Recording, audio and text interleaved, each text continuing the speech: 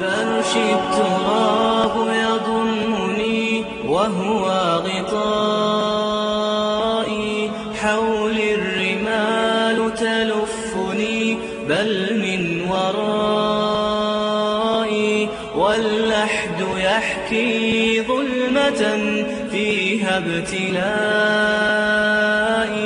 والنور خط كتابه أنسي لقائي، أنسي لقائي. أخي الحبيب، أنت الآن في زمن المهلة. قد تكون هذه الليلة آخر ليلة في حياتنا كلنا. يمكن يكون إذا أمسيت فلا تنتظر الصباح، وإذا أصبحت فلا تنتظر المساء. اجعل لنفسك يقين أن هذه الليلة قد تكون الأخيرة. شنو أفاول عن نفسي؟ لا، العاقل هو اللي يقول هذا الكلام. استعد لموته. طيب شو أسوي؟ إذا عندك ذنوب ومعاصي الآن روح توض، صل ركعتين، تب إلى الله مما فعلته، والتائب من الذنب كمن لا ذنب له. بس أقول استغفر الله وخلاص؟ لا لا يا أخي الحبيب، يقول لك أول شيء تكون ندمان ولا لا؟ ندمان على اللي سويته ولا مو ندمان؟ إذا مو ندمان ما هي توبة، والندم ترى من القلب. شيء ثاني تقلع، يعني عندك أشرطة، عندك أفلام، عندك صور، عندك أمور سيئة، شقها احرقها الحين. لا تنام وتقول باكر، ما ينفع. قد ما نقوم، قد ما نستيقظ. أخي الحبيب الآن أتلف كل ما عندك، كل شيء يذكرك بمعصية. رقم تليفونك سكره، عشيقة، زميلة، عشيق، زميل، صاحب، إذا كنا خايفين صج، وإذا كنا نحب ربنا صج، وإذا كان الواحد يستعد لهذه الحفرة صحيح، حتى الرقم غيره من باكر. إذا كنت يوم من الأيام قد ظلمت إنسان أو فعلت فعلا، يا أخي الحبيب، يا أخي الحبيب، فكر لما بعد الموت. ماذا ستفعل وماذا ستصنع؟ ماذا ستقول يا عبد الله؟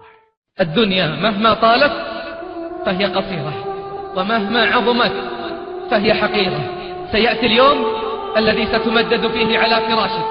تريد أن تودع الصغير فلا تستطيع، تريد أن تودع الكبير فلا تستطيع. حيل بينهم وبين ما يشتهون. كيف يكون الحال في تلك الساعة؟ يوم تشخص العينان وتبرد الأطراف واليدان وتلتف الساقان. تريد أن تتكلم فلا تستطيع، تريد أن تقول فلا تستطيع. وجاءت سكرة الموت بالحق، ذلك ما كنت منه تحيد. ونفخ في الصور، ذلك يوم الوعيد. وجاءت كل نفس معها سائق وشهيد. أرجوكم الليلة ما ننام، الليلة ما ننام إلا الواحد يتسامح من أمه، يتسامح من أبوه، اللي عق والديه، اللي قطع أرحامه، اللي فعل ما فعل. ترى ربنا غفور رحيم. نبئ عبادي أني أنا الغفور الرحيم. لكن اللي ما يتوب، وأن عذابي هو العذاب الأليم.